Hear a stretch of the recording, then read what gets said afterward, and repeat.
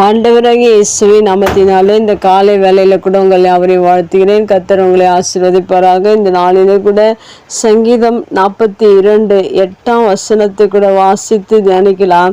ஆகிலும் கர்த்தர் பகற்காலத்திலே தமது கிருபையை கட்டளையிடுகிறார். ராக்காலத்திலே அவரை பாடும் பாட்டு என் வாயில் இருக்கிறது. என் ஜீவனுடைய தேவனை நோக்கி விண்ணப்பம் செய்கிறேன். மிக அருமையான வேதவசனம். இந்த வேதவசனத்தை கூட தாவீது நமக்காக எழுதியிருக்கிறார். அவருடைய வாழ்க்கையில அவர் செய்த காரியத்தை, தேவன் அவருக்கு செய்த காரியத்தை எழுதியிருக்கிறார். ஏனென்றால் அவருடைய வாழ்க்கையில தேவன் ஒவ்வொரு நாளும் அவருக்கு கிருபையை கட்டளையிட்டிருக்கிறார். அந்த கிருபையை அவர் எப்படி பயன்படுத்தியிருக்கிறார் என்று வேதவசனத்தில் சொல்லப்பட்டிருக்கிறது. ஆகிலும் கர்த்தர் பகற்காலத்திலே கிருபை பகற்காலத்திலே ஆண்டவர் கிருபை கொடுக்கிறதின் நோக்கம் காலைதோறும் அவருடைய கிருபைகள் புதியவைகளாய் இருக்கிறது என்று கிருபை குறித்து சொல்லப்பட்டிருக்கிறது.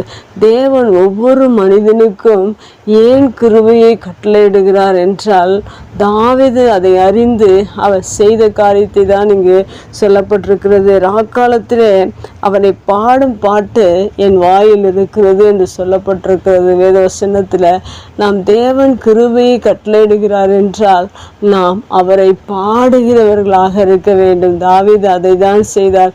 பகற்காலத்திலே கிருபையை தாவீது பெற்றுக்கொண்டு ராக்காலங்களில் அவரை பாடியிருக்கிறார்.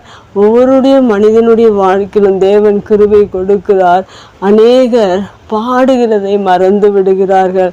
அநேக சிந்தனைகள், அநேக வேலைகள், அநேக காரியங்களை நினைத்து அவர்கள் பாடுகிறதை மறந்து விடுகிறார்கள். ஆனால் தாவீது அதை நேர்த்தியாய் செய்திருக்கிறார். பகல் காலத்தில் அவருடைய வாழ்க்கையில் கிருபையை தேவனிடத்தில் பெற்றுக்கொண்டு, தேவன் கட்டளையிடுகிற அந்த கிருபை பெற்றுக்கொண்டு ராக்காலத்திலே பாடுகிறதை நாம் வேதத்தில் வாசிக்கிறோம்.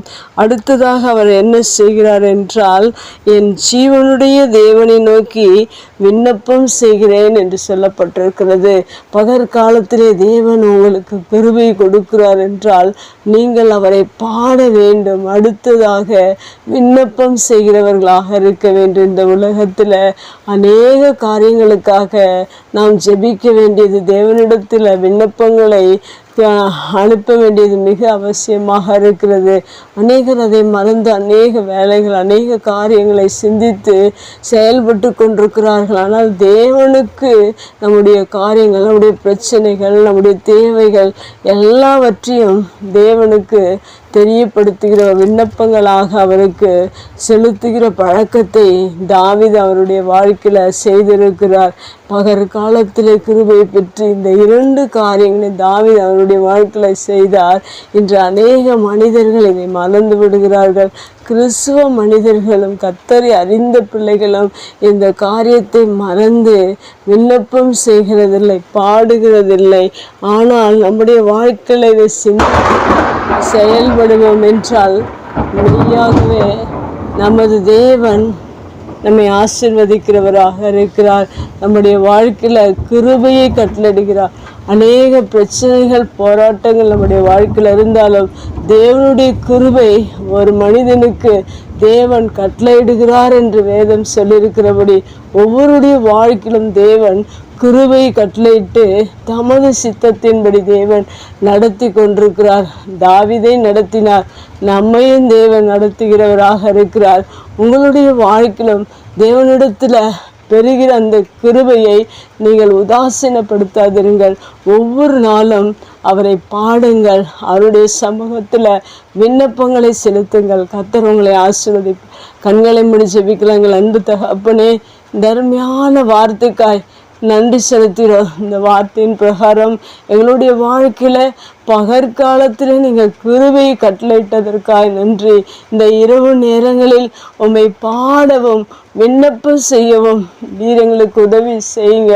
தாவீது அன்றைக்கு விண்ணப்பம் செய்தது போல இந்த ராக்காலத்தில் நாங்கள் விண்ணப்பம் செய்ய நீர் எங்களுக்கு அனுக்கிரகம் செய்யுங்க.